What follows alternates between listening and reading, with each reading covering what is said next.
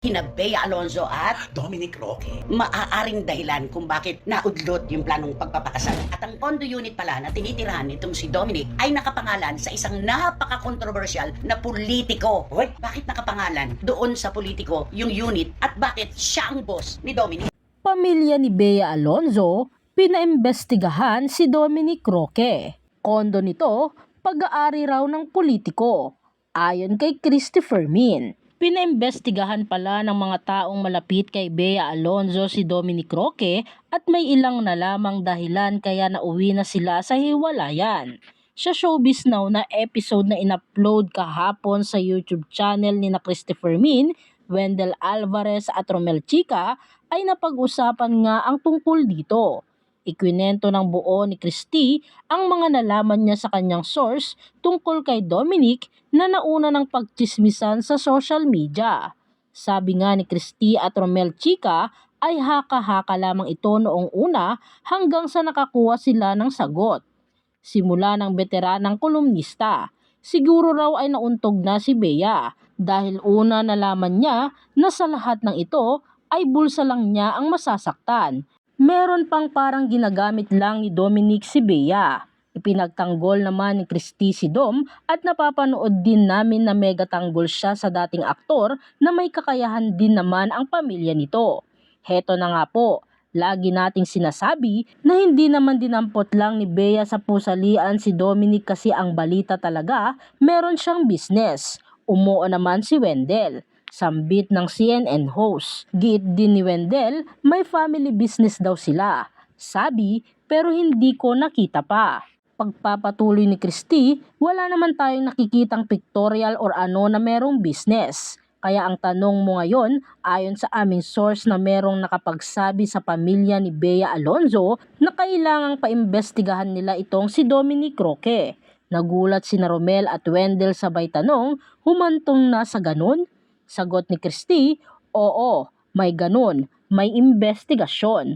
Nagsimula raw ang usaping investigasyon ng pag-usapan ang tungkol sa prenuptial agreement na bagay na nagkwento raw si Dom sa mga kaibigan niya at nakarating ito sa pamilya ni Bea. Di pipirma, hindi naman ako interesado sa pera nila.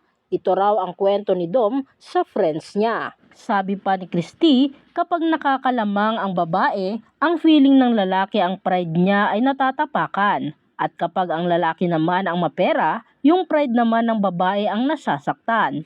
Lagi nating tatandaan na maraming personalidad na hindi po natuloy ang pagpapakasal dahil sa prenuptial agreement. Lagi natin siyang ipinagtatanggol sa anumang diskusyong itong si Dominic na sinasabi nating meron naman siyang pinagmulan at meron naman siyang negosyo. Pero bakit napakaliit ng tingin sa kanya ng ating mga kababayan sa relasyon nila ni Bea? Heto ngayon, ayon sa aming source ay pinaimbestigahan ng pamilya ni Bea Alonzo kung ano ba talaga ang trabaho ni Dominic Roque. Anong business daw ba? Yung iba, nagsabi monkey business. Kwento pa ni Christopher Min, kanya-kanyang interpretasyon. Ito naman ang komento ni Romel Chica.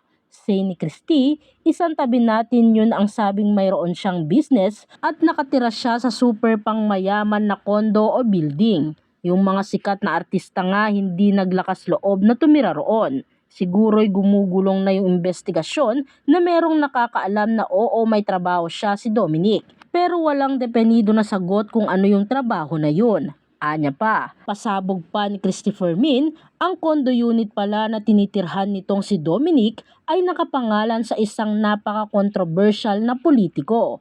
Politiko ang sinabi ko ha, lalaki, lalaking politiko. Ngayon, kapag trinace natin kahit doon nakapangalan doon sa politiko yung unit at bakit siya ang boss ni Dominic.